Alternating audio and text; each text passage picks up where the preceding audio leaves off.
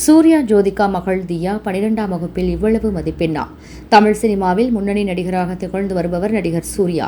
கடந்த 2006ஆம் ஆண்டு தன்னுடன் பல படங்களில் ஜோடியாக நடித்த நடிகை ஜோதிகாவை காதலித்து திருமணம் செய்து கொண்டார்.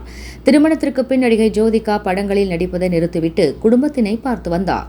தியா என்ற மகளும் தேவ் என்ற மகனை பெற்றெடுத்த ஜோதிகா அவர்களை வளர்ப்பதில் கவனம் செலுத்திய நிலையில் 36 வயதினிலே மகளிர் மற்றும் போன்ற படங்கள் மூலம் ரீஎன்ட்ரி கொடுத்தார். தற்போது 12ஆம் வகுப்பில் தியா எடுத்த மதிப்பெண் வெளியாகியுள்ளது.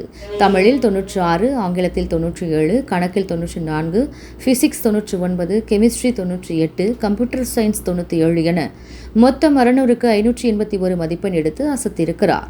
ஆனால் சூர்யா மகள் தியாவிற்கு தற்போது 16 வயதாகும் நிலையில் எப்படி 12ஆம் வகுப்பு படிக்க முடியும் என்று இது முற்றிலும் தவறான தகவல் என்றும் இணையத்தில் கூறப்பட்டு வருகிறது.